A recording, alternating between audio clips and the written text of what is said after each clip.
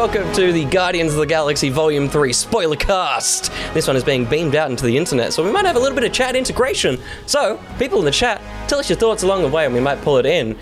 Who are we? I hear you ask. I'm Will. I'm Josh. I'm Ben. We nailed it. For the second time. No. Everything went well. No, it's the second time for those of you who are once more with later feeling. because we suck. Yeah, we're terrible. Yeah. We're terrible. Yeah. What might not be terrible is a little film called Guardians of the Galaxy Volume 3. The long-awaited, almost cancelled, but now out and in our faces. Thank goodness. Is it almost cancelled? Well, yeah, I mean, it wasn't going to be made for a little while there. Like, it just... Yeah, right. Everyone in the cast didn't want to do it. James Gunn wasn't employed. Like, it just wasn't going to become a movie. Back then. Yes, okay. And that's why it's here now. Spoilers ahoy. We may do a little bit of a spoiler-free, but really, anyone watching this live, if you've not seen the film and you want to see the film, probably go away. It's probably best. Many spoilers. I see my girlfriend's in chat and you haven't seen it, and we're going to go see it together. So I love you, but fuck off. But leave. Oh, that's my one. You spent it. That's my one. You spent it, Ben. Oh, what a shame. No. And it was to tell my girlfriend to F off. There we go. Didn't double up. That's a pretty good use of the F off, I think. Yeah. I think that's pretty good. Yeah. I could have used mine to tell your girlfriend to go away as well. What a world that we just spend them all right now on the one purpose. Yeah. But please, if you've not seen the film, please go away and watch the movie. But before we get too deep into spoilers, we should get a little bit of a temperature check. I realise now, actually, the bottom of the screen's a spoiler in a way. Josh, how do you feel about the film? Of course it was. I really enjoyed this one. In comparison to the other ones. It's so clear that you were going to enjoy it that you didn't even say you enjoyed it. You skipped straight to of course. Like you went, yeah. Of course. It's like, of course what? Yeah, exactly. You know. Exactly. Yeah. Everyone knows. I loved this film. Although to friends and family around me, I have continued to be an advocate for the MCU beyond Endgame when everyone else is falling off. Even though I am well aware that it's been falling off, this one I feel is the best since Endgame minus Spider-Man. Yeah. That's all, Ben. Go on. Oh, Werewolf by Night's still the best thing since Endgame. But if we're talking movies, if we're talking movies, this is the best. We're talking movies. If we're talking movies, this is the best one since Endgame. And I don't have any doubt in that personally. Some. Josh, stop talking. This is my time. Sorry, Ben. Ben, how did you feel? I liked it. I liked it a lot. I liked it so much that I really, really fucking loved it. Oh no, that's 2. Now this podcast has to be rated MA in Australia. We're bumped up to M in the Americas. How dare you, Ben? And now we're MA here. God damn it. Yeah. I'm really sorry, everyone, for that absolute blunder. We'll can bleep it out later. Yeah. But I can what it out. Bleh. There you go. Bleep it out. Yeah. There we go. I've completely lost my train of thought. What I was going to say, this movie is fantastic. It is possibly going to shake up. In fact, I think pretty comfortably going to shape up in my top 5 Marvel things. Yep. In my MCU list, it currently sits at number 2, which probably says how highly I did like this. But nice. We'll see how that shakes out a little bit on further viewings and stuff. But yeah, I can't say too much without going into spoilers because there's a lot of spoilery stuff to talk about.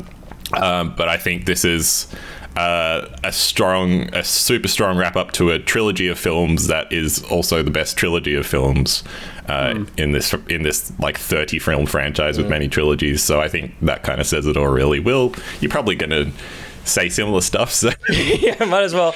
I would say I'm definitely, despite wearing the jacket, I'm definitely the Lucas of Worms on this compared to the two of you at least. I really, really enjoyed it. I've seen it twice now, and I enjoyed it both times. For me, it's my least favorite Guardians movie, and it is slipping. Like the second time I watched it, it's a little bit less.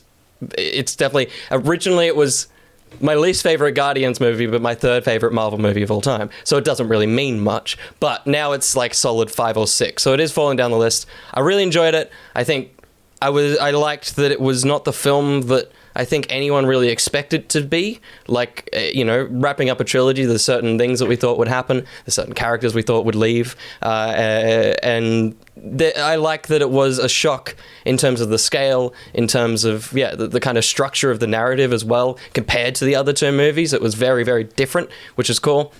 I think just for me, it just didn't hit the nail on the head of the kind of joy and like love that the Guardians films always gave me. Obviously, this one is the darker of the three, and that doesn't really play into that. I love where it goes, and I love the tone that it sets.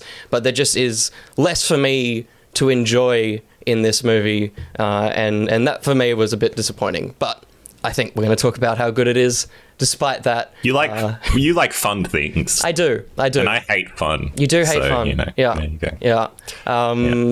But yeah, let us know in the comments as well. We might pull some in as we go through. But I think we're heading into spoilers. It's unavoidable. When we may Dolphin Pants says, best trilogy. Just to pull that in right now. I think no matter what.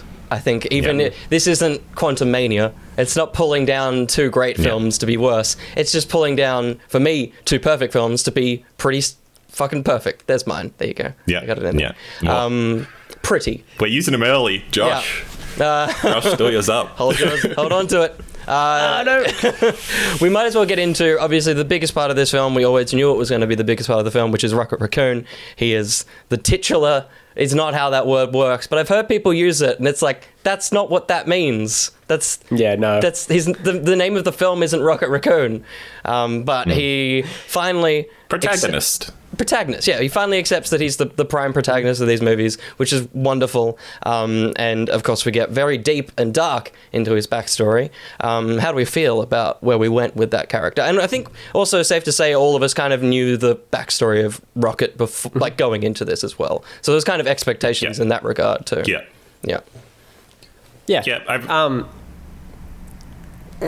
I thought it was great. Part of me wanted to feel more for the other three friends. I feel like possibly there wasn't enough there. Like there was, they jumped back and forth a bit, potentially didn't give us enough time, didn't give us enough of a connection. Their friendship still kind of felt like early on. And although there was still weight to it, and, he felt extremely grieved, and that was more powerful than seeing them not be alive anymore. It just, that moment didn't hit, but then Rocket's reaction hit harder than that. I like, in terms of that whole backstory, that's kind of the pivotal moment was when he loses, especially the Lila, thank you. Especially when he loses Lila, that's kind of a super pivotal thing. But it felt like maybe it was lacking a little bit there.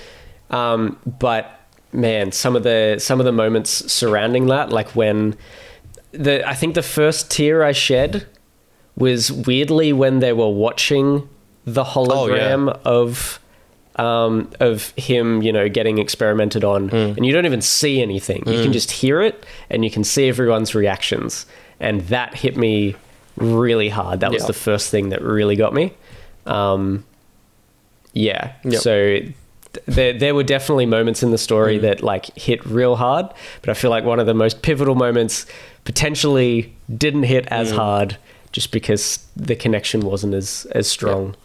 I think totally, like, narratively, I think they're in it for, especially watching it a second time, I'm like, it's like probably 10 minutes all up that they're actually on screen. For me, I think I slightly agree. Definitely second time around, I was kind of hit by how little they're in the movie. But I think the performances from each of them kind of serviced it for me. Like, I fell in love with the characters so quickly that it was like, even though they're not on screen very often and don't have that much dialogue, the moment a fucking walrus is like, I'm going to be called Thief because I'm like, fuck you. I'm using all my fucks right now, because that was just like, that was that was the one clip I watched before the film, and I was just like, that's unnecessary. Like, why have you made this, like, that's all of them have the voice that you put to the stuffed animal you have as a child. And so it's just like this childhood creature that isn't making it out of this. And so, I definitely, they're in it very little. For me, actually, the strangest thing, knowing how it all goes down, is obviously the moment Lila gets shot, I was kind of like, like, every narrative, every version of this is usually Rocket and her are escaping and a wall drops between them, and that's the trope. So when she got shot, I was like, that's a bit sudden. But then everything that comes after that, I was like, okay, you've actually made it better. Like, the initial thing, the wall dropping behind, is a tropey thing that I was expecting and hoping for. But when he just stands there wailing, it's like, okay, like, you've won me back over. But for a moment I was like, I don't know how I feel about, like, how intense that decision is. But Ben? I think Rocket's backstory in this was very well done. I particularly like that they flat out say to the viewers that, like, this has been his story all along, for the people who didn't realize, because James Gunn's been saying it for years, but obviously some people still are just gonna, I mean, through no fault of their own, take a lot of it at surface value and just like be like, oh, this is Star-Lord's story. Totally. There's some people that still haven't gone back to Guardians 2 and been like, oh, yeah, and you watch back through the films and, like, Rocket is the core of all of them, and I think all that does is to service his story in this film, because it doesn't just feel like we're getting a backstory. It feels like we're getting a backstory on a character we already have a lot of information about. It's like the best way to do an origin story, by telling it after we already know and love the character, in my opinion. And I think the thing that I particularly loved about the backstory that gave us in this movie, as opposed to previous movies, is we always knew Rocket was intelligence, but this really leans into his intelligence as a character, and that being the crux of who he is, and, like, his ability to invent and his ability to come up with solutions. This almost, like, super, I was gonna say superhuman, super raccoon like way to do it. And, like, but I think by having that juxtaposed against the High Evolutionary, it shows us why we love Rocket, because he's so instantly, his decision is to use that intelligence for positive outcomes rather than for negative things. Even if it turns out High Evolutionary is manipulating him, it's still, like, he is intelligent, and he uses that intelligence in ways that, despite his gruff exterior, are always to the benefit of his friends and, like, the people he loves and stuff, which I personally think they did the perfect amount of time with his friends in the cells and stuff. I think, for one, those, and we'll talk about the horror themes of this, but those friends were very confronting to see, and I'm kind of glad they didn't use them anymore, because as someone who loves animals and has had pets for years and years, it was quite, like, a distressing thing to be brought to those characters. Even though those characters were all wonderful and like lovely and wholesome, it was still like, oh gosh, this is a lot. I think the scene where he does manage to break out is just absolutely gut-wrenching. Like, my goodness. And I love the way they tied that into the High Evolutionary and him getting, like, deformed and stuff. I think Rocket being at the core of this film and this story as a whole, to me, really shows why the Guardians sticks out amongst so many different Marvel properties, because it takes the unorthodox approach, but really, like, hammers down on it and nails into what makes this character special. There's, like, I read a quote on Twitter as it came out of the movie that was like, Rocket Raccoon had only been in 10 comics total before the first Guardians movie. He had not, like, and that's not 10 comics of his own, 10 comics total. So the fact that they were able to take this character who had the similar backstory to this but was barely fleshed out beyond that and turn it into just, like, a worldwide name at this point is, like, crazy, and super impressive. Totally. Everyone in the chat saying it, but it's like, it feels like, in the same way that you give one to, like, an actor that's passed away, the Oscars should have a Rocket Raccoon award amongst the best actors, but it includes like Sean Gunn, Bradley Cooper, and someone else did the voice for young Rocket. I saw the name, but they were very, very good, because it kind of just sounded like a pitch shifted Bradley Cooper. So well done for hitting those notes. I don't think they're in it long. It's kind of probably the very early bits of dialogue, but I also I loved the little bit we get when High Evolutionary like corrects Rocket on his like the way he speaks, and but then Rocket like doubles down, like the kid Rocket, and is like, no, I'm gonna keep talking like that. I thought that was very lovely. Totally. All the little intricacies of Rocket as a character that get explained outside of the kind of emotional weight of it, like just learning who he is as a person, as a raccoon, is very, very good.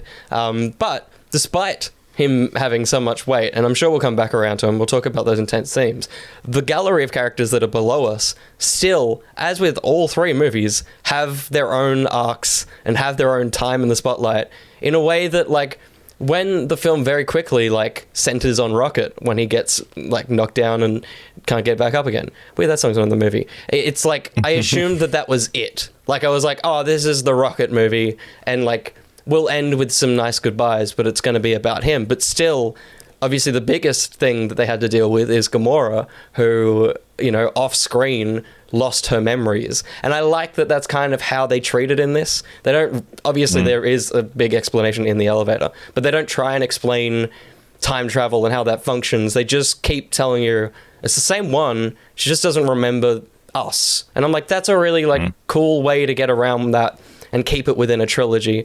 And like massive kudos to Zoe Saldana, who like managed to capture the Gamora that she played at the opening of Guardians 1 and kind of build that into a new character. Like to be able to play a character again and just take them down a different path and see how they would be as a person. Because even when we meet her amongst the Ravagers, it's like, that isn't her. Like that isn't the Gamora that we know. She isn't here. And I think it could have been such an easy, obviously the way it ends as well, could have been such a cop-out, but like so much of this movie, when we talk about High Evolutionary, he's stand-in for like abusive parents. She's a stand-in for like when you just fall out of love with someone. And I really like that that's kind of the message, is that just sometimes you have to move on and there's no way to bring that person back into your life. And it was really, really, really cool. I for some reason, I doubted him. I doubted James Gunn in knowing what to do with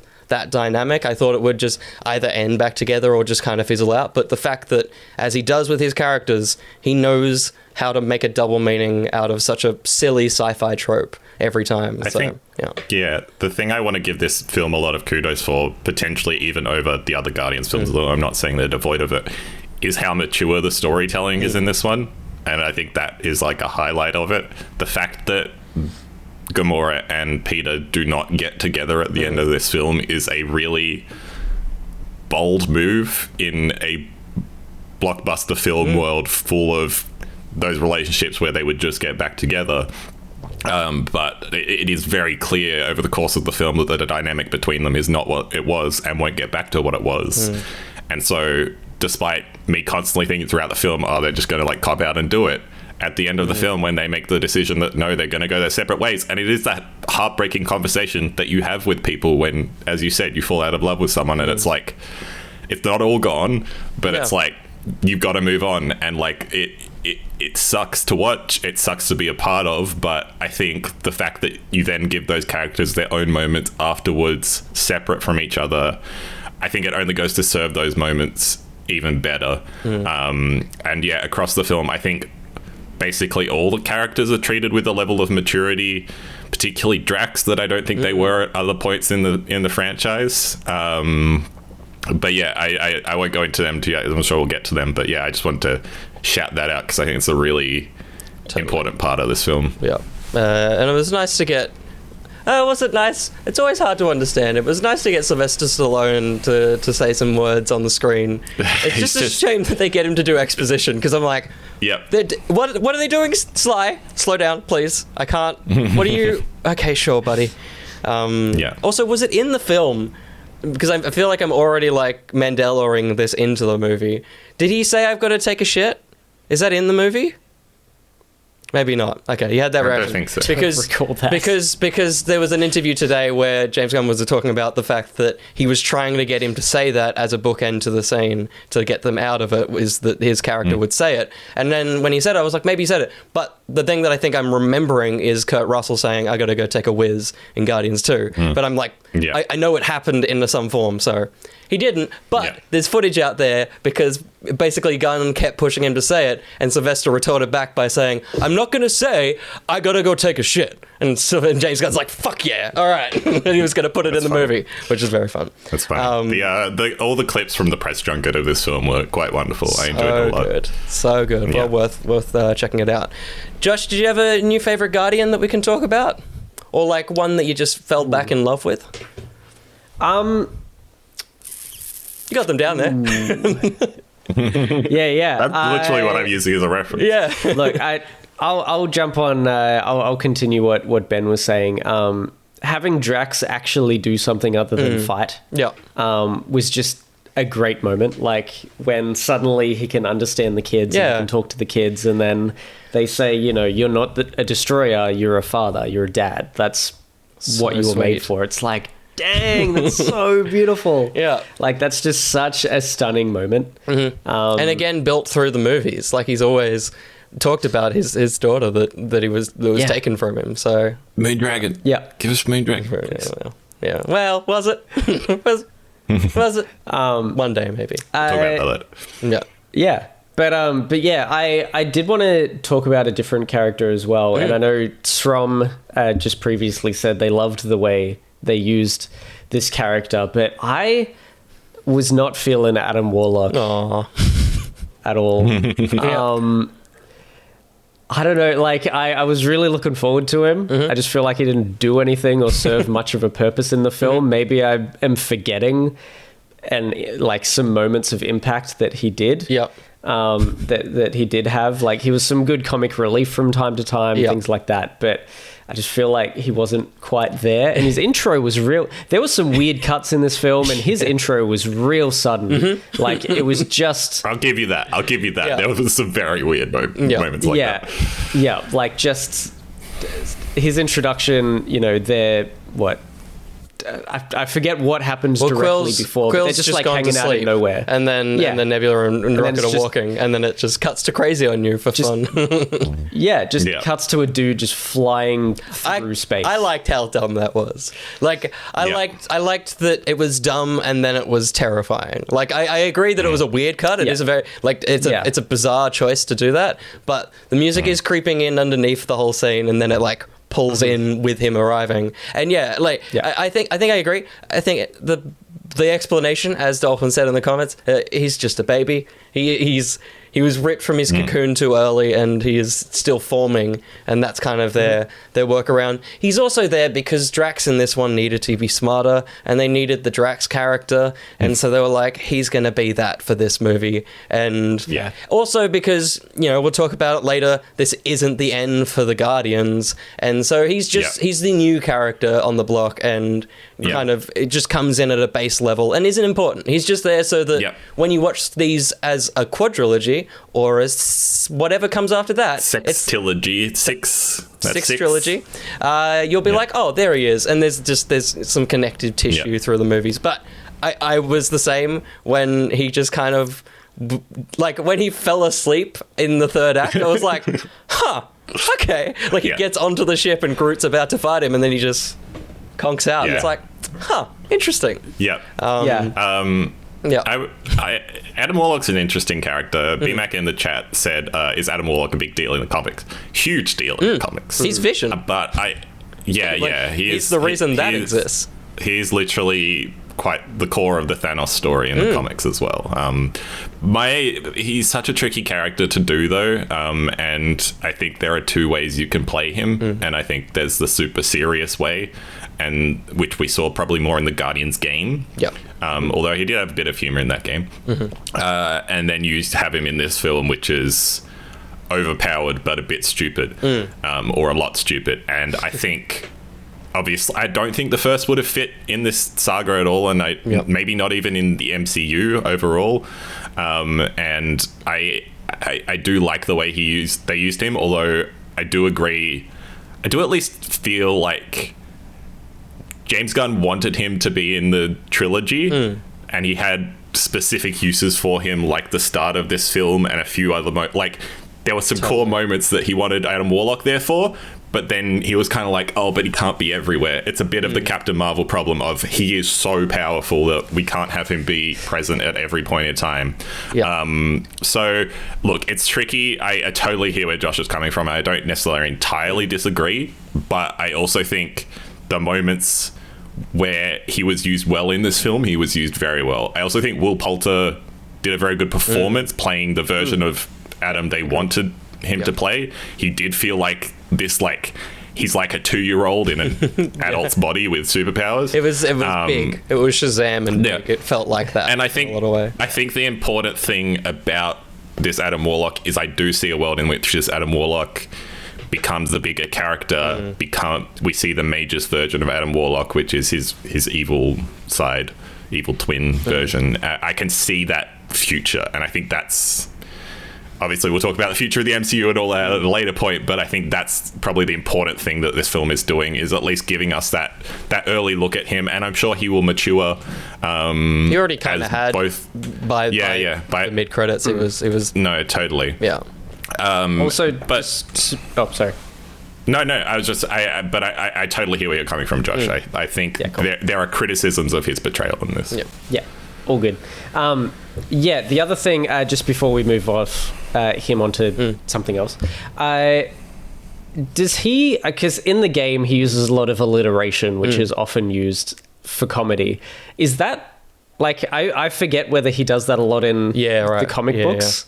Or was that missing here? Because I was really looking forward to having James Gunn have some real creativity with his lines and the way he speaks. I think, and I could be correct, you could correct me if I'm wrong, if anyone knows otherwise, but I'm pretty sure that was a game right in to add some humor to the character. Yeah, totally. I think it was very much like... He's written in the comics very much like Thor in his like Norse stupidity. But I think the game played up that specific element for sure.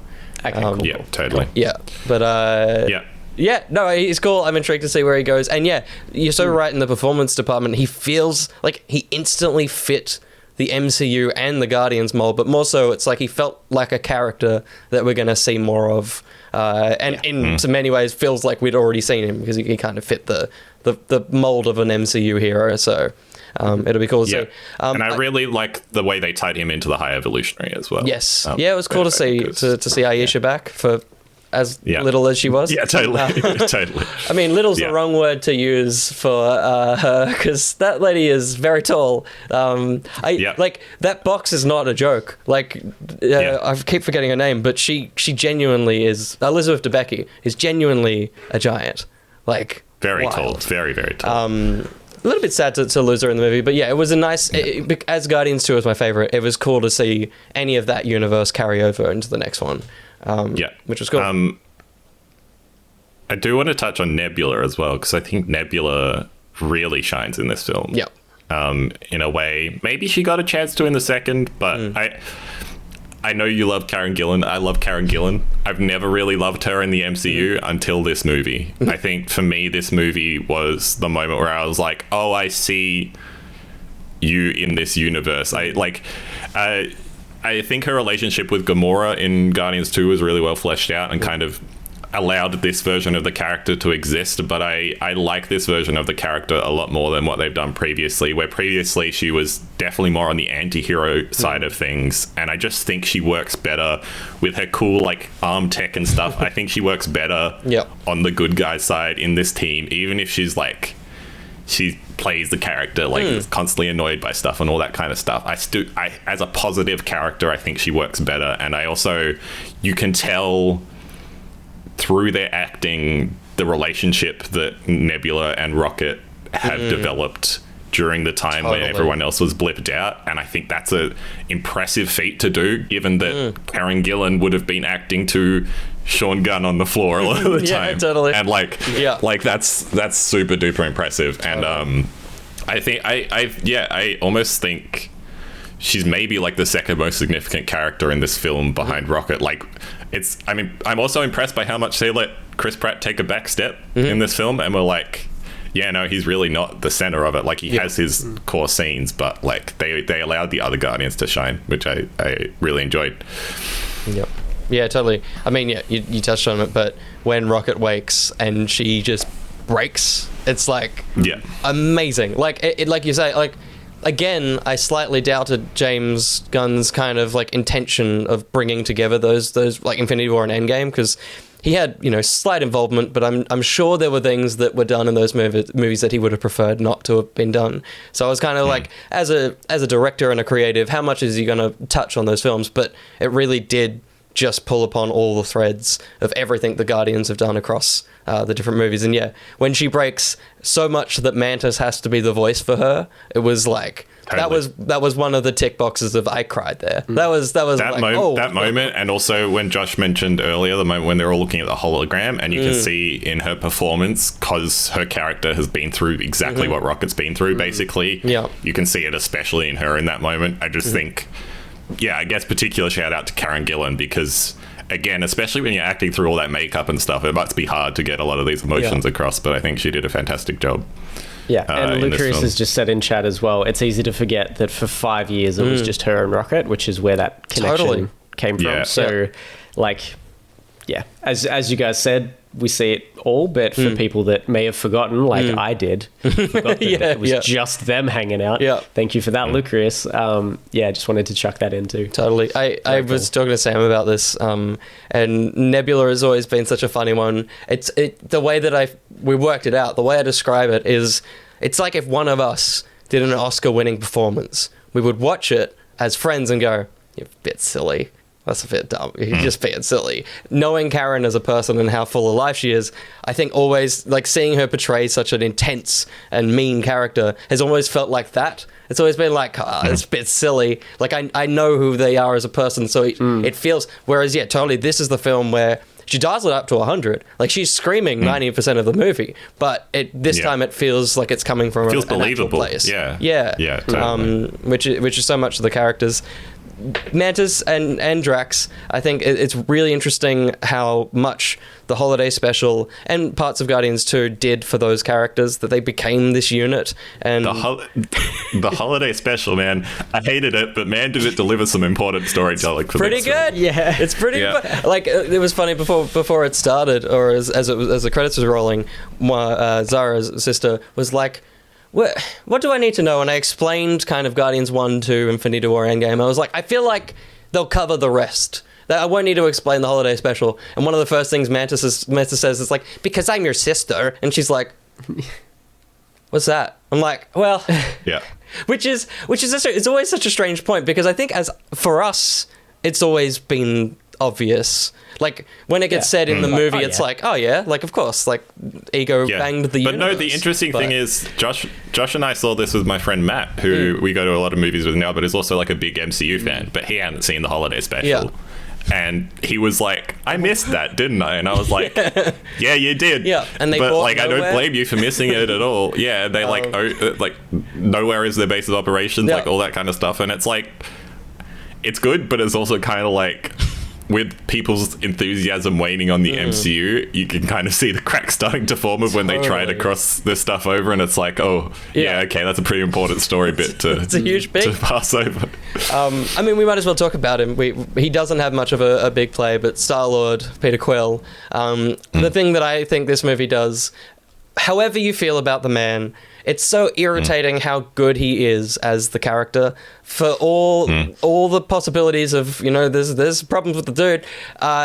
No one else plays this type of character the way he does. And so many films and so many things have tried to do it since Guardians, since 2014, and it's never really been the same. And so having his character, he has very little to do in the Christmas special. So having him, a little bit more in this one, it was like, oh yeah, like, as much as he isn't the protagonist, this is the person we fell in love with through Into the Guardians, and I was really, really happy with what his character got to do in the film, and kind of where they took him. Obviously, he started in such an immature place, drunk on a table, and the way he ends up choosing to go home, it's like...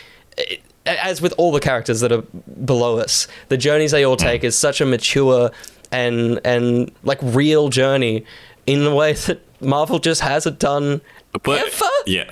Like, yeah. Ever? I feel like this is like, this feels like there hasn't ever, like, Rocket has always been this. Rocket has always been a very real character in all the films.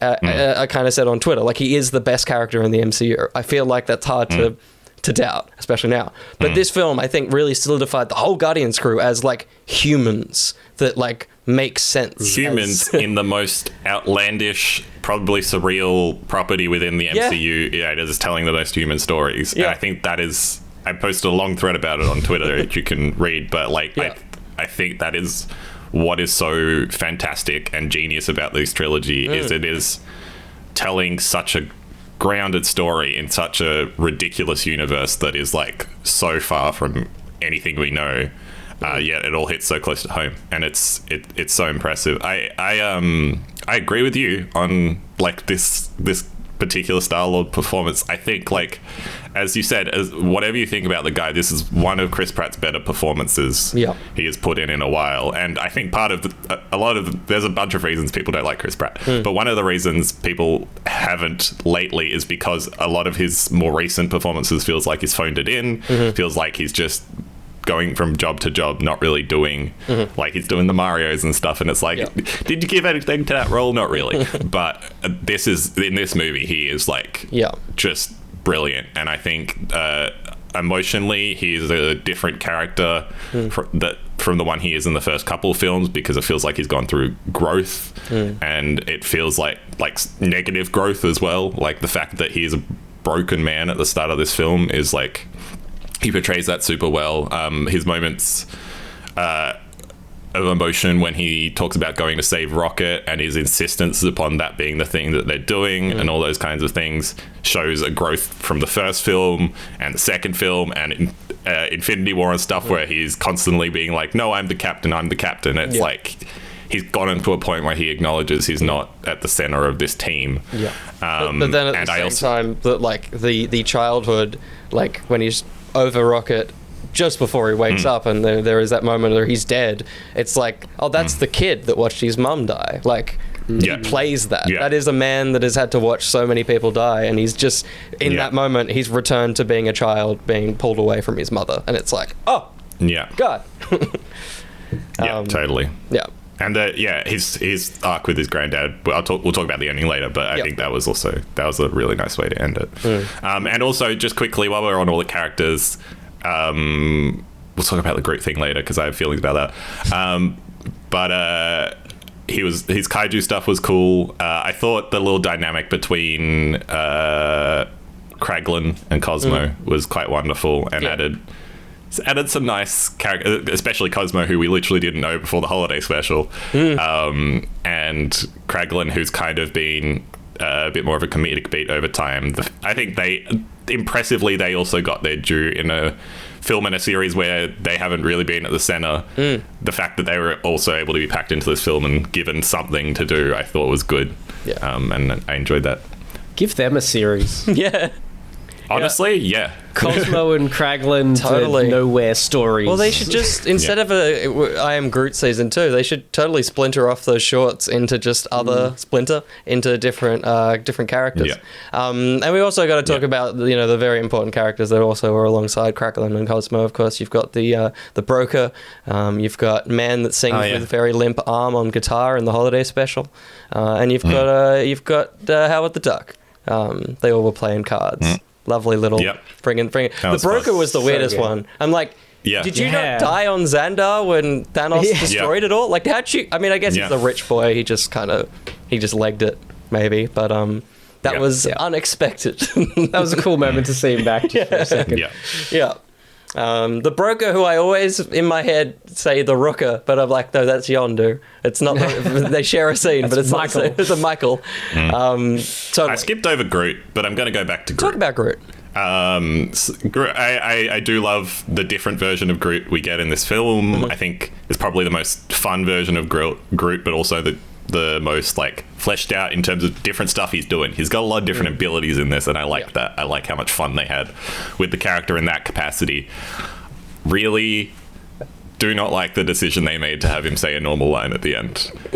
Multiple reasons. One, it is so clearly Vin Diesel. Yeah. You could just hear Vin Diesel, man. It's so weird. Made worse by the fact that I've watched all the Fast and Furious films recently.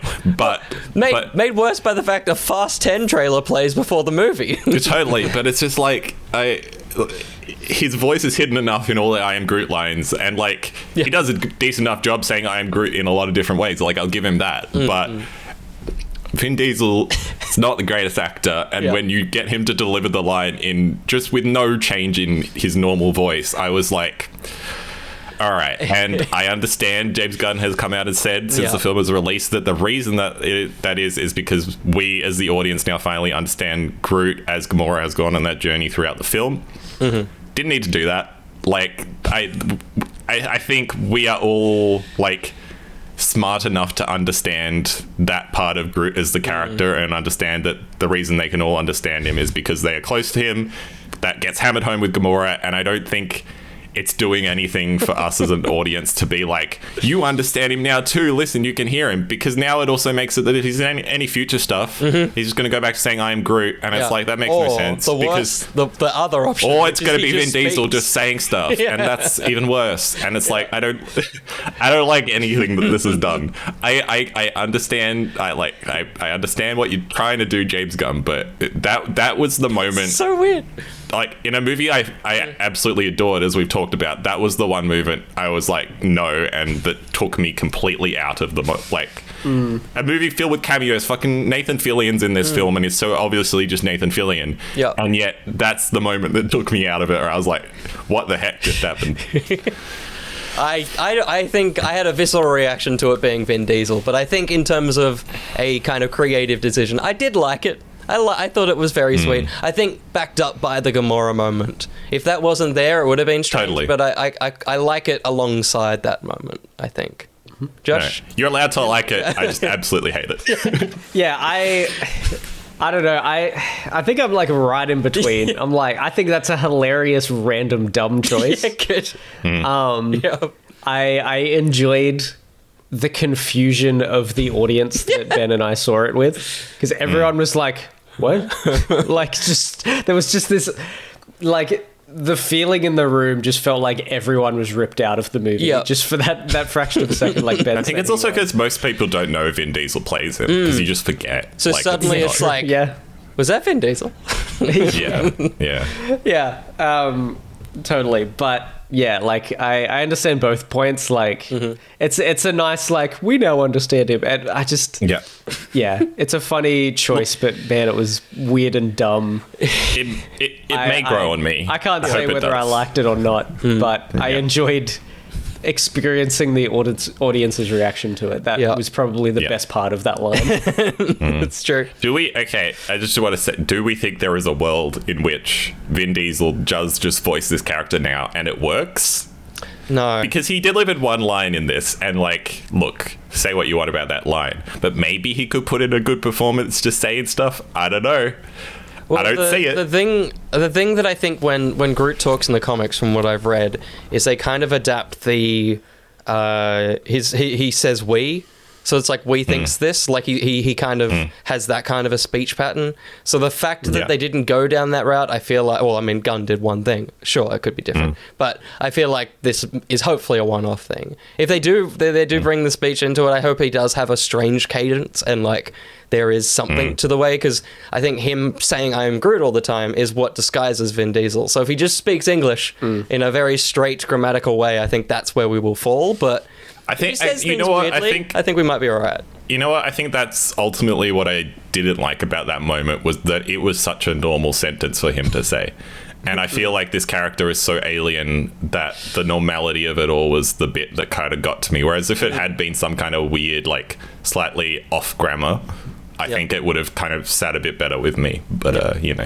Yeah, it's for fine. Sure. Like, the only other time we've heard him say anything else is "we are Groot," and that's not really like a grammatical sentence. Yeah. So it's like that is still him being quite alien. And totally. Josh pointed out after the film that moment the We Are Groot moment has a moment of emotional resonance that I feel like this moment doesn't. And I also feel like this moment maybe lessens a little bit, because that is the only other time he has said something different. And now we had this moment. That's and it's fair. kind of, I don't know, as I said, I hope it grows on me. But that was kind of a little bit disappointing, considering I liked how the character was used in the film up until then.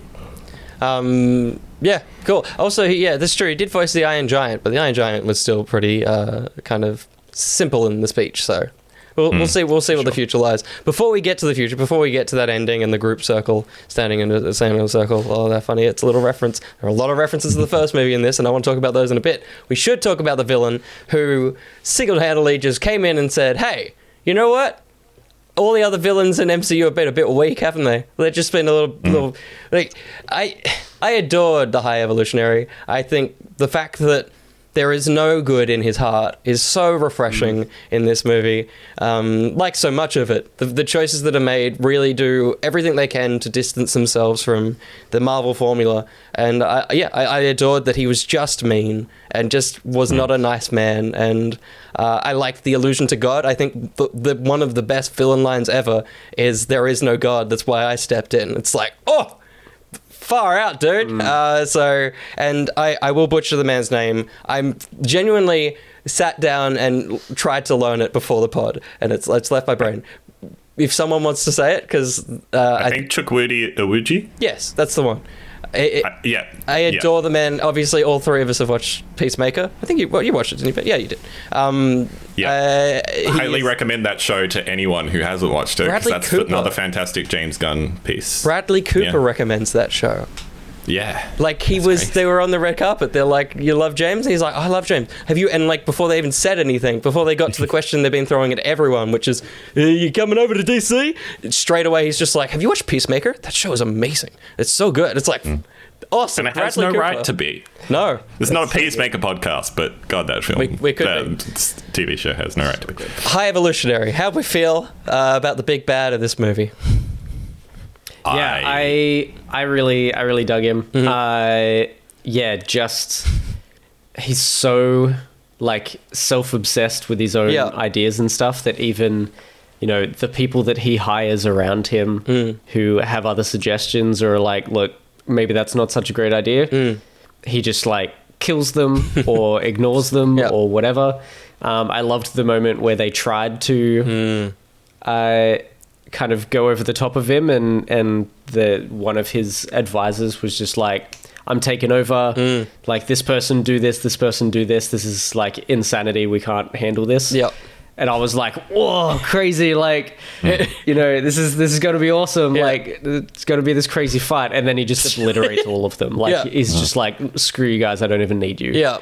That was like, damn, man! Like, this guy is absolutely ruthless. That is a moment that I feel we haven't seen from any villain for a long time, if ever, in the MCU. And then, just his obsession with his creations, and you know, the moment where he finds out, well, the moment when he's questioning Rocket on how he solved the problem is just like, it's something else. You can see a real moment where he gets worse. Like, he's already like off. While Rocket's young. There's something weird about him. But there's a moment where you're like, "Oh no!" Totally. Like, that's the moment where he really becomes a villain. That's when you see the cracks. It's crazy. Come a long way from Ronan, haven't we? Just a bit. Ronan was written that way. I want everyone to know that. I know, Ronan was written to be I'm not claiming it to you, Ben. But for anyone listening who has always been like, why is Ronan so shit? He's shit because it's the movie about the Guardians. It's not the movie about Ronan the Accuser. And that's why Ego's a great villain, because he is part of that movie. But Ronan is never written to be important. So just still he could still not good. But like, and Ego was obviously a big step up from that in 2, and I think High Evolutionary is to me does, and I think will continue to stand out as the best one of the best villains in Marvel. I think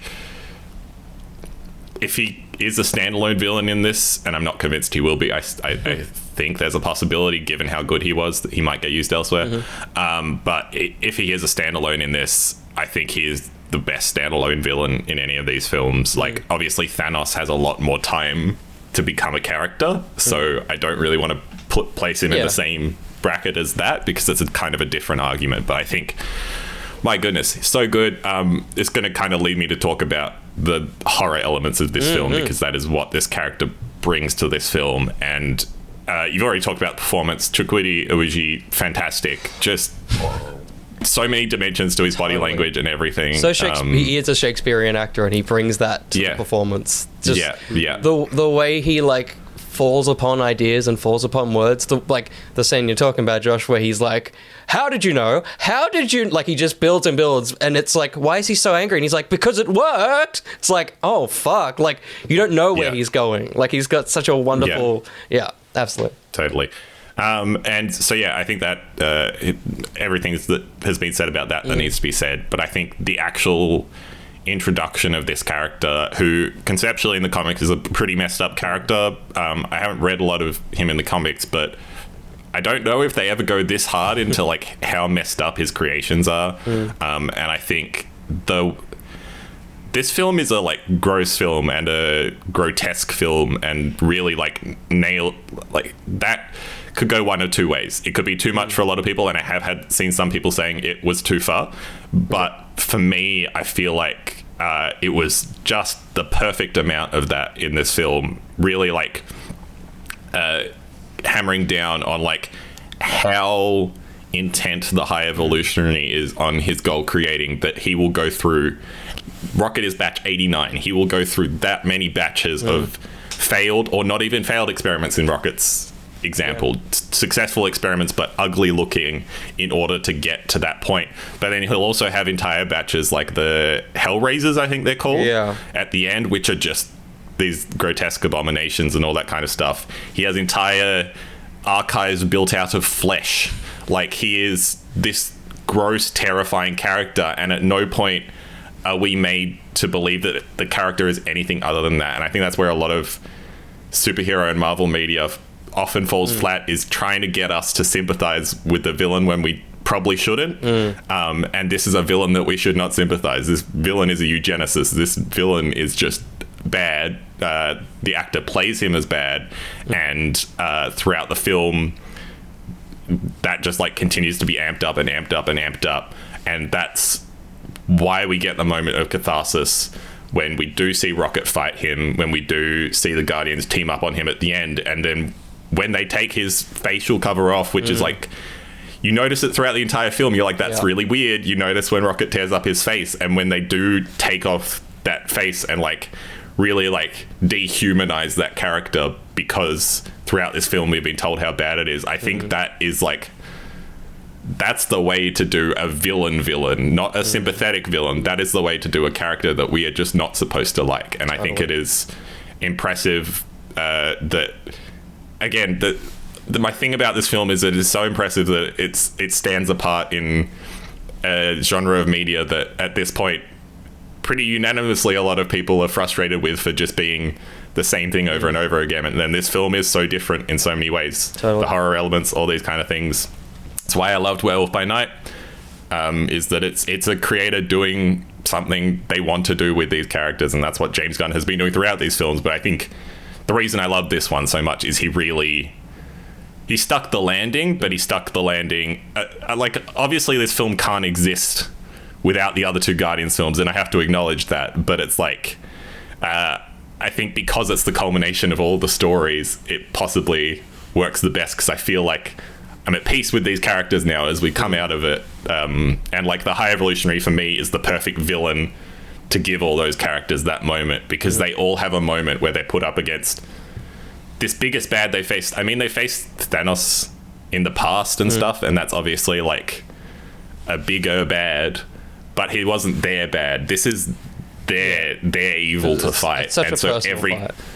Totally. Even not even just for Rocket, but for everyone else on the team, because everyone else on the team are misfits. And the whole concept of the High Evolutionary is to get rid of all misfits and make the perfect population of people, and that is just it is the perfect choice to me in this film, and I think is why it works so well. And as I said, completely separate from the performance, which is just as good. So yeah, loved it, absolutely loved it. You can see why I like this film so much. This is all I'm just every time they turn to me, I'm like, yeah, I loved it. This is why. Yeah, there's no downplays. I mean, the other thing, I don't want to delve too into it because I don't know the right words to use, but his character existing as the kind of abusive parent figure for Rocket as well was such an interesting thing. It's very, very subtle in the film. Kind of the most heavy-handed, but not in a bad way, is of course when he stumbles in drunk and just has that like heavy exchange with Rocket. I'm sure that parallels so much for so many people. It was a very bold one. And then of course at the end, Rocket deciding not to kill them is such a powerful move as well. Like after everything they've done, he still doesn't have that strength to do that, or not even strength, but he knows not to. Which I thought was sick. And while we're in that room, that's my moment of the film, is Rocket acknowledging, but also Rocket saying Rocket Raccoon. It's one of those things in Marvel and in MCU where they never acknowledge those kind of, it's like when Scarlet Witch was finally called Scarlet Witch. It was one of those ones, but with him, it was such a character moment. I was shocked. Like, that's one of those things that a superhero says that should be so dumb, but it wasn't, because the film and the franchise had built towards it. I will say this one, maybe they tripled down on calling him things other than a raccoon a little too heavy in this movie, like calling him like a baboon, a squirrel, and a echidna. It's okay, we get it. There was certainly dialogue in this that felt like a farewell tour for Gunn of like, here's all the little funny things I've done in the movies, and he turned it up to 10.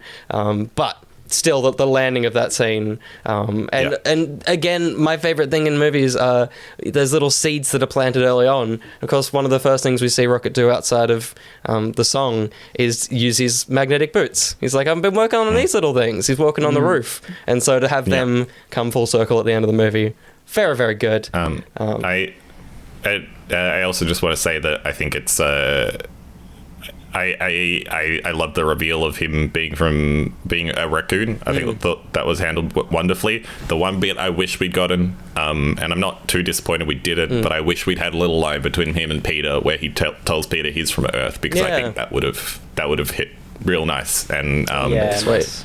Like, you know, it's, to me, it's not like the Vin Diesel thing where it's not like it took me out of the film. I wish, and I'm really like frustrated about it, but I think that would have been a lovely little touch on top of it.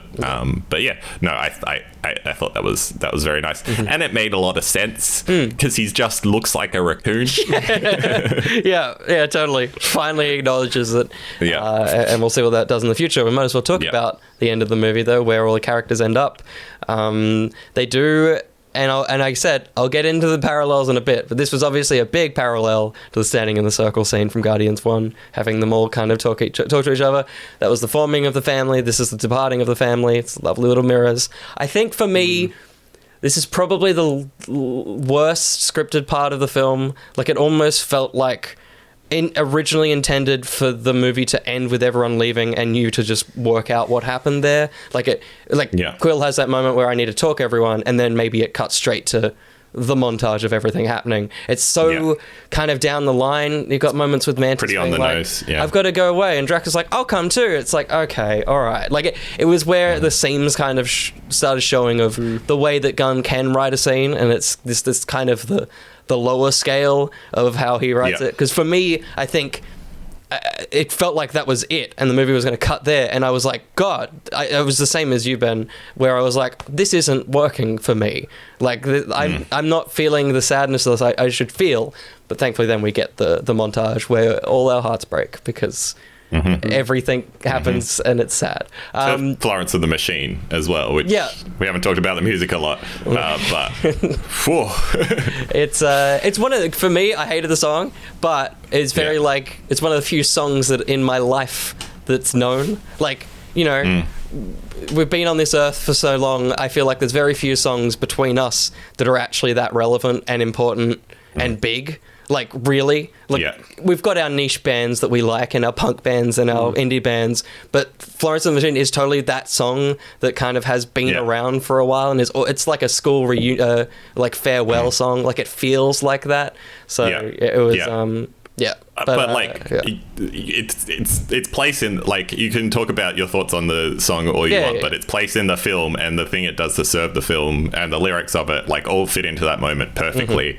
I really like the music in this film.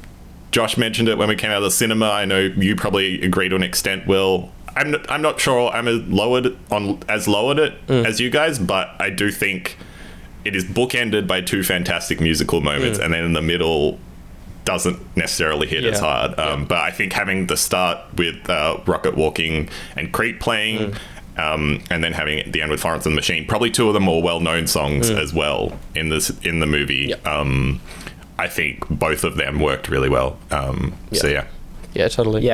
Yeah, I was going to jump on the music as well. It was, like Ben said, I just feel like it didn't, like, often, maybe, like, probably more than 50% of the time when a real song came on, I was like, a real song is playing, rather than it serving the film as part of the soundtrack. Like, it was just like, okay, this is what Guardians does. And I feel like in this particular film, it was done the worst. It's what it might sound like in Guardians 4 when he's not in charge. Where someone's just like, I need a song here. Can someone just put a song in here? Yeah. Like Guardians sort of popularized and did the best job of using real music, I feel, in the first film. Second film, it was done really well as well. But once it hit this movie...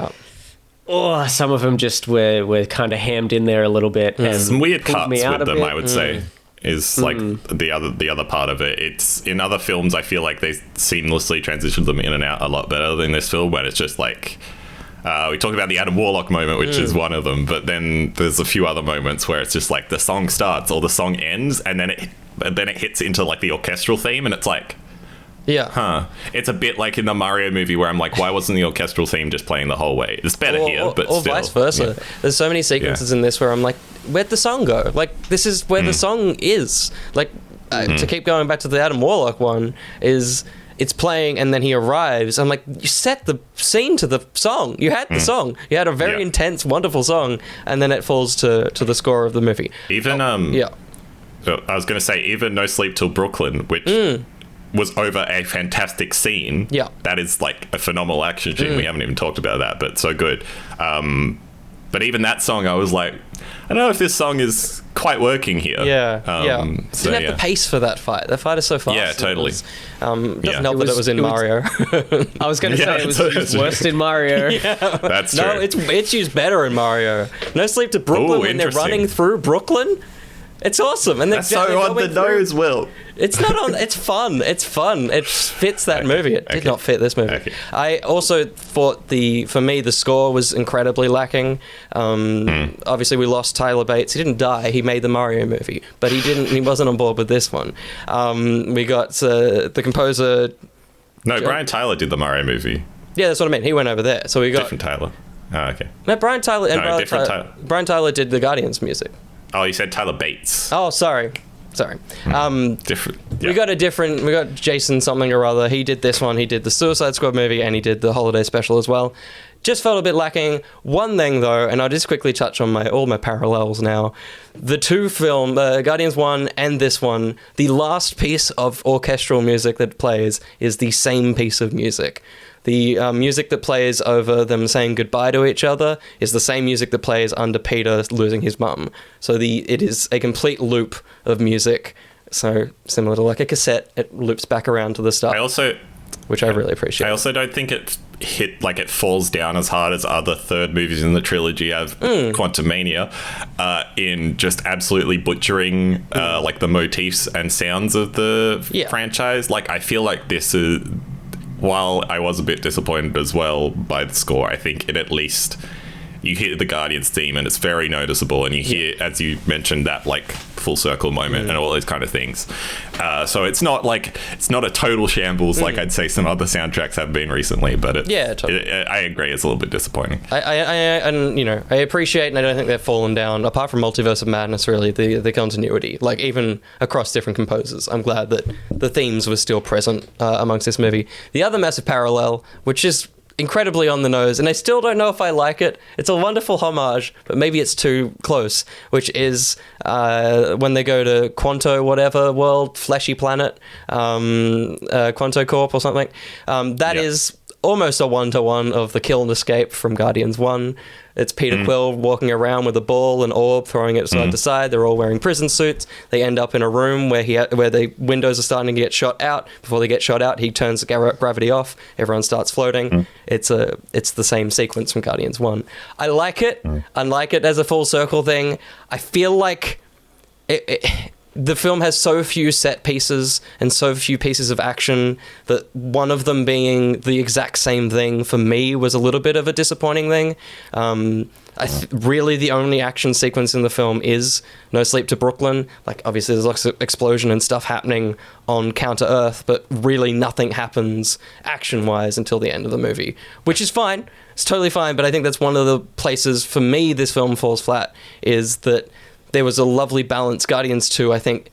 there's, come to movies for different things. Guardians 2, for me, is like the middle ground between 1 and 3. 3 is like pure character, and it's incredibly written, but there's not much life to the film. Like, it's a wonderful, like, delve deep into character, but it lost, I think, the fun of Guardians, the first movie. The characters are in it, you talk about them, but it's mostly just for fun. And then 2, I think, sandwich those two ideas. So I think, and that's what I love. Like, I think everyone will have a favorite Guardians movie, and that's why I don't think this one's particularly bad. I think just for me, it was leaning further away from the thing that I really love about this franchise, which is the balance of kind of pulpy action and simple fun, and also these deep characters. Not to draw the direct parallel that so many people do, but it's like how you feel about Star Wars. And like, obviously this pulls a lot from Star Wars and those kind of vibes. And similarly, like for me, the reason this is my favorite is because of those things you said, where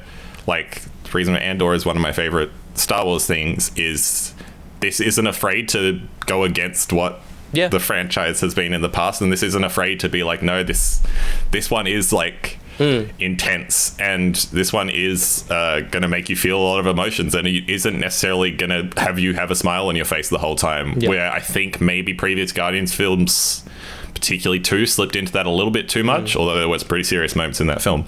I think that's personally why I love this film. But as you said, I like that this franchise over 3 films has kind of done something for everyone at this point. I hope, at least. And I think just like Christmas movies, you're set. You've got one of those totally. Too. But just speaking of past things, Josh, you brought up that there's a few things that aren't in this movie, which is like Quill's helmet, Gamora's swords, Drax's daggers. I haven't got a reason for Drax's daggers. Maybe there's just one holster in the new pants. But Gamora, obviously not the same Gamora. And Peter's helmet, it's died in 2.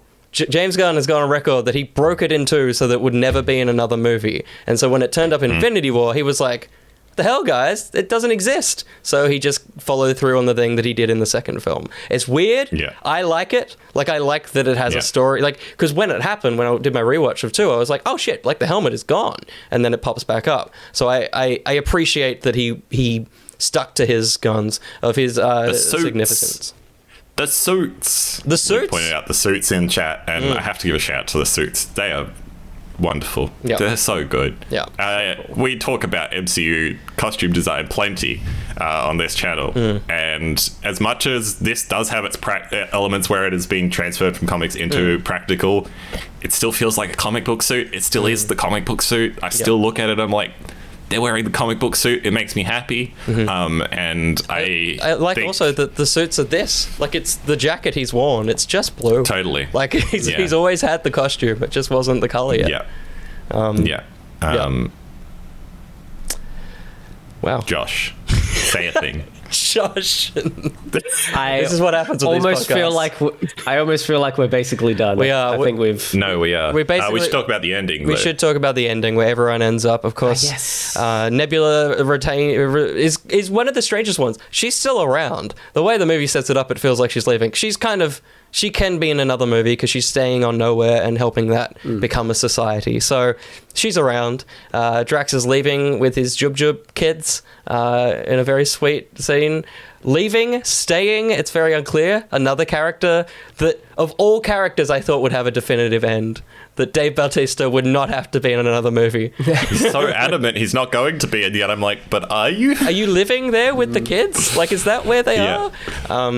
Mantis leaves with some Obelisk. Love that. Call back to Guardians 2. Very fun. But why did they have to kill that one then? They could have just... they didn't have Mantis yet, but like, you know... They didn't understand yet. They didn't understand. Yet. It's like Cal Kestis. He just still doesn't understand that murdering innocent animals, apart from the ones he can ride... Fucking hell. And humans. And humans. Who else? Quill goes home. Yep. Yeah, that moment was so good. And so, like, I think it was so surprising because these films have been so not based on Earth. And then you just see a guy walk down the street and, like, it worked. But it was just like, oh, this is a different movie. But it's one of those funny things of having Counter-Earth. It's like, the impact wasn't as intense because it's like, I just saw Earth half an hour ago. Just quickly on Counter Earth, Luke mentioned it in the chat earlier. I think it was good. Like, I think you probably shouldn't do a High Evolutionary story without having Counter Earth in it. I think it served a purpose, and it was weird enough that it fit into the rest of the film. So, and that person was uncomfortable. yeah. Like, I was so surprised. Like, when we were there, I thought we would just leave, but the fact that it serves the purpose to show that he's just doing a new set. Like, I just kind of assumed Counter Earth would be around, and it would be a weird, wacky place we could come back to. But no, it's gone. Yeah, I love the moment that Pete Quill jumps in the car and starts driving a car, and you're like, oh yeah, he's from Earth, he can drive. But it's like, no, wait, he left when he was 8, he can't drive. And they totally show that, and it's a great little moment. All the stalling. The F-bomb was great. It was very good. Like, if and I don't think anyone else is going to be able to write it in. And I didn't write it in. It was an ad lib. But I don't think anyone else will be able to handle that in the way Gunn did. And unless it's a Deadpool movie. I see, that's the thing. I've been seeing people in the comments, and fuck you nerds, that are like, I can't believe that they took it. Deadpool was going to say it for that. It's a word. It's a word, and Deadpool isn't a human being. He's not sad that he doesn't get to say it first. I also don't want to hear him say, I can't believe that Star-Lord guy... No, don't want that. Don't want that. Just make F-bombs standard. He can't write it into the script because everyone's on strike right now. I don't know. Deadpool did pretty well last writer's strike. That's true. But we got the best Quill Deadpool home. Representation. We got Quill at home. We got his granddad, who I think don't think about ages too long. And how time probably works. Yep. It's that guy probably is well over 90 and will probably just die. Like, I feel like we'll never see him again because he's probably already dead. Yeah. By the time we see Quill again. Yeah. I mean, I feel like at this moment we've got to talk about, that was the second post-credit scene, was it? The second one was that, where obviously he's talking to his uncle. Really couldn't make out the words he was saying. I had to turn to Matt afterwards, be like, what did he say? Yeah, it was a bit of mumble, but it's good. It's a good bit. I guess he's coming back. Yeah. I mean, if you don't kill him, he's still around. Like, it's like, no, totally. He's definitely the star vehicle of the film still, despite everything. He's the face. But I hope that it still feels weird to me that this was the end of it. Like, I don't know. I'm not against seeing more of him. There's a lot of cool Star-Lord stories you can tell. Will and I know of a particular one recently in comics that was very good. I'm 90% sure that's the one. That's totally. Just the one. But if you want to read, if you want to buy the comics, I got them free comic book day half price. Might as well jump on them early. Check out Star-Lord Grounded. It's a film where he's grounded on Earth. I think I would love if they go down that route, because that is basically cameo-centric, to have Star-Lord up against a lot of our Earth heroes and stuff like that. If they're going to do one, I think lean heavy into what Guardians usually is, which is a cameo fest a lot of the time. And have fun. A part of me would love if they hold off a Star-Lord movie until, like, Kitty Pryde. It's like, until the characters he interacts with on Earth exist. That would be fun. This one feels distant. Yeah. It feels distant. I'm not sure it's going to happen anytime soon. Yeah. They bring him back animated. That would be interesting. They've basically dismantled their animation department, but maybe they'll bring it back.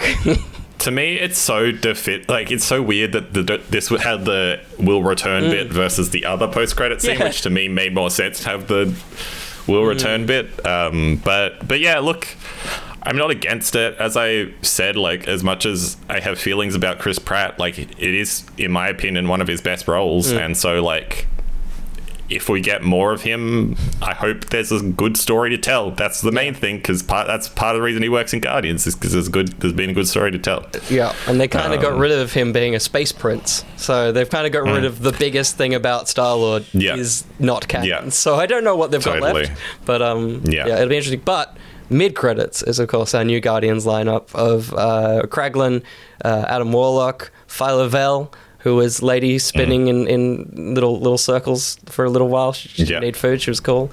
Was Cosmo there as well? Yeah. Cosmo was there Cosmo, Groot, and Rocket. Rocket as the captain. Really cool team. Like, I kind of didn't expect to finish this movie with a team that I would want to see again. I don't know if I do, but I am happy that there is one that could show up at Secret Wars. I want to see a Guardians film with this team. I did not think I would want to. I did not think I would want them to continue the characters. I thought Rocket was going to die. We haven't talked about that. They don't kill anyone in this film, and it's the best move they had ever made. I thought they were going to kill so many people, but they don't, and every time it's earned. Then when Rocket doesn't die, it's so earned, and that's like a very good job.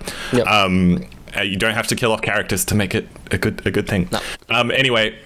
But I do want to see a Guardians film with this team, particularly because, to me, one of my bigger gripes with this Guardians team was it was, other than like maybe Rocket, it was some of the less interesting Guardians characters from comics. They're leading into some of the more weird stuff here. You got a Cosmo, you got Phyla-Vell, which makes me so hopeful that there's a Moondragon down the line, which also makes me think that Dave Bautista's not fully gone, because for those who don't know from the comics, Moondragon is Drax's daughter from alternate reality, I think. Yeah. But yeah, Phyla-Vell and Moondragon are in a relationship in the comics, so that I can see something going on there when she alive. I don't think he's joining the team, but but they're like getting older. Groot's still around. Groot is always almost always a part of the Guardians. I'm so glad that Rocket is like the lead, and like the Rocket Groot combo is still there, because I feel like that keeps it as the Guardians. Totally. And I feel like that also gives a basis for some director to go off in future to make a different story. And I know a lot of people are probably worried that they're like, that this will go to someone other than James Gunn and it won't feel the same. But I think it's important that it doesn't feel the same. I think if they do Guardians again, it needs to be another director. Yep. Just like Guardians comics are. Guardians comics are very different from writer to writer, because it's a different person giving their different take on what this team can be. And I think there's a world in which Guardians is far less slapstick and it's just as good. And I would really like to see this team delve into possibly like some Adam Warlock stories, that kind of thing. As I said, I was surprised that they were all in it at the end, but it did make me excited in a way. I haven't been excited for a lot of Marvel stuff lately. This little post-credit scene was one of a few things I'm like, I would like to see that. Make that sooner than all this other stuff, please. Yeah.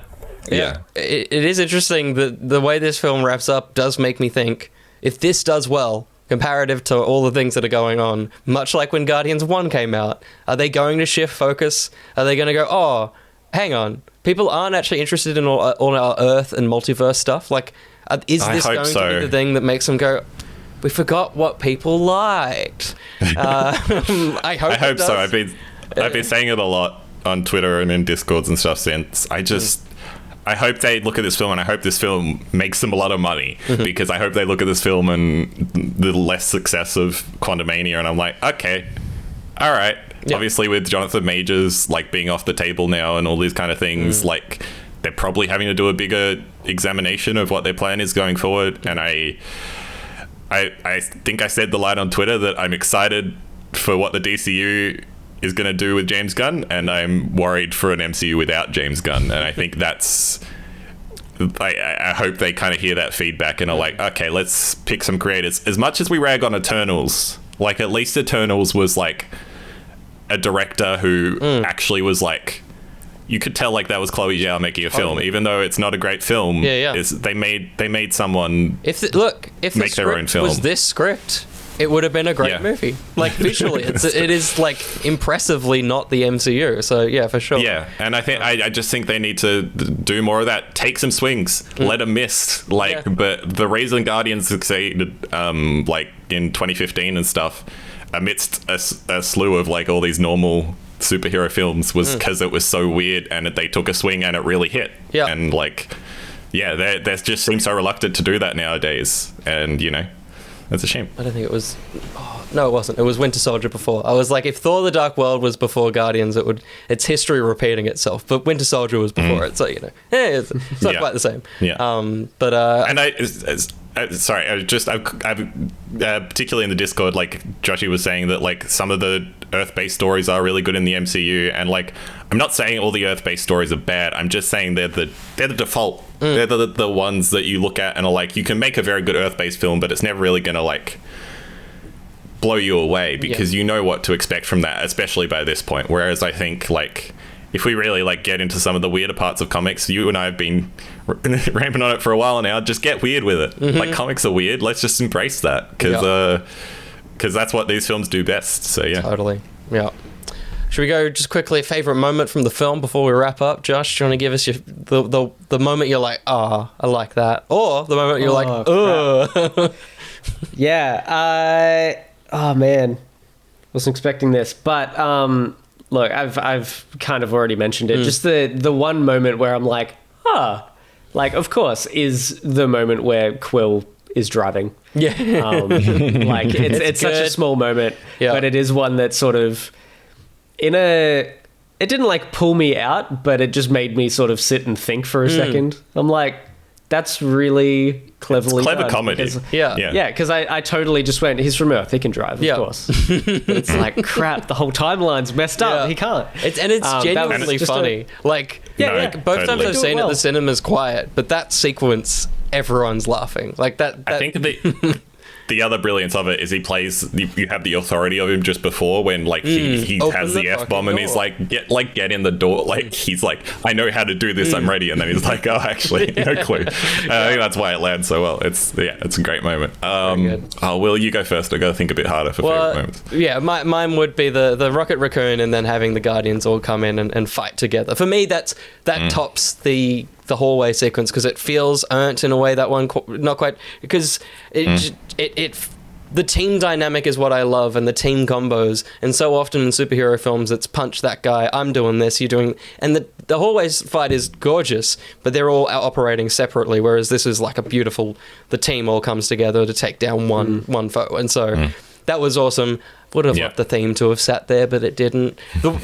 Just quickly, my least favorite thing is where the theme sits. The only time it flares is when Rocket just kind of pushes some guys on the bottom of a ship. That's where they choose to do it. Yeah. And I get that it's kind of like a reference to the first film again. It's like a little like, remember when Rocket did some ship stuff? But it's like, man, that's not the place to put the theme. Look forward to those edits on Twitter. Ben?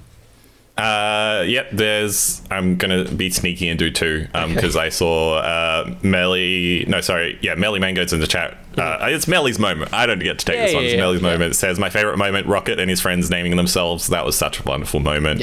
And it was just like, as you said earlier, like the fact that the walrus names himself Teefs. And because he has teeths, and then the rabbit names herself Floor because she's on the floor. It's like, it's so dumb, but also because we're establishing in this world that Rocket has the like super raccoon brain, and all of them are like less intelligent. It makes sense that if they were given the ability to talk, that's what they'd say. And it's so heartfelt in such a wonderful way, and I love that. And back to my edgelord, I like this film because it's dark ways. We haven't really touched on it, but I really liked Adam Warlock fighting them at the start, and showing how absurdly powerful he is. Like, he just destroys them. It is brutal. He breaks Mance's arm. Yeah, that's true. And we just and it's like, oh damn. And like, he does it, so I think that's part of the reason I'm a bit more of a defender on the Adam Warlock thing, is he does it so nonchalantly and almost with a lack of awareness that he's doing it, because as he's been like brought out of this pod early and stuff, and I think that's like what makes it more terrifying, is that there's this level of power in someone that just isn't aware Yep. of it. Totally. And like he kind of just shrugs Rocket off, and that's ultimately what kicks off the whole story of the film. Is he just shrugs Rocket off, and that leads to Rocket like needing Dying. to go on this big, like basically dying. Yeah. And so I think that scene was like fantastic, and yeah, that's as I said earlier, that's the scene that makes me believe that this Adam Warlock works and could work in future films. So yeah, I really like that. But lots of heartfelt moments. Yeah. That I couldn't list them all, but they were also wonderful. Yeah. I'm not just an edgelord, guys. I just like You I like just happiness as well. Yeah. Yeah, wonderful movie. Just something that we don't get often in superhero films. Back to back, basically, with Shazam and this are kind of the two extremes of how to make a superhero movie. This is kind of, mature and intelligent and unique. Shazam is the other way, but it's also possible to make them fun. So, there's definitely variety when it comes to superhero movies. Let us know in the comments what you felt about this movie. If you liked it, if you didn't like it, I hope you didn't like it for a good reason and not just because you're a dickhead. That'd be awesome. Don't have bad thoughts. Talking about Twitter, there's that guy that just starts screaming about it. It's like, this one's not woke, and that's why I like it. It's like, it's still woke, buddy. It's about fucking all lives are important, and like animals. This film is about animal abuse. Like, come on, dude. Just because it's the one you don't like. Oh, man. I love and hate the internet. It's fun to watch stupid people. But if you want to see more stupid people, head to etto.card.co. That's double R in the card. Stupid people live there. We're good stupid people. We're not those types of stupid people. We're good stupid people. We have a bunch of YouTubes and TikToks and all the rest of it. And that's where we live. And that's where we die. We'll see you for a Secret Invasion. I couldn't get that out with a... Is that what's next? That's what's next. What? June something. What the heck? I'll see you for Fast X. See you for Fast X. Absolutely. We'll see you then. Much like Adam Warlock, we're getting out of this pod early. We're not. It's late. Let's go. Will needs to go watch Lego. Bye. Go watch Lego. See everybody. Love you all. I'm not going to end with that because I don't want to blow anyone's eardrums out. See you, everyone. Love you all. I've been Will. Bye. I've been Josh. Ben is me. Fukushima. I got my F in. Oh, wow.